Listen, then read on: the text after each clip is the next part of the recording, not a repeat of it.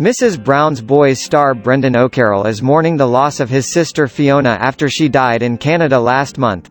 Brendan's co-star and sibling Eilish, 68, revealed they both managed to make it across the Atlantic to say their final goodbyes to their second mammy.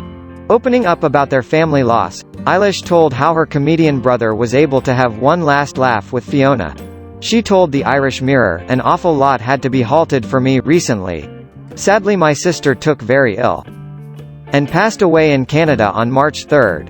I had been out there with her for Christmas but we didn't manage to get out until the day after she died." She added, "He was there to see her and got her talking and laughing and singing and knew she was hanging on for him. They were very close. She was like second mammy. Very much so. For her it was her wish to see him and she did and that was lovely."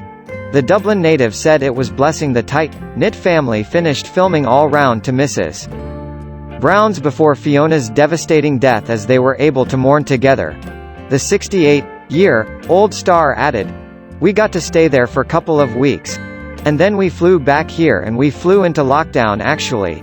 None of this had happened when we flew out but we flew back in on the March 16th and we were straight into isolation because we had been on long-distance flight and it has been the same ever since. So that was blessing and I'm looking forward to the tour that will hopefully start in June but who knows." She added, "I'm still in my head going, yeah June it will all be over and we will be back to normal." And despite her loss, and the scary times she returned to, the funny woman added she feels extra fortunate and comforted to be able to lift people's spirits during this time of crisis.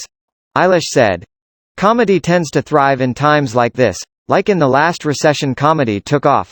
She added, "When people's backs are against the wall and they don't know what the future holds for them, humor tends to be the only thing that lifts them and provides bit of respite. And thank God, mean am so privileged to be involved in that."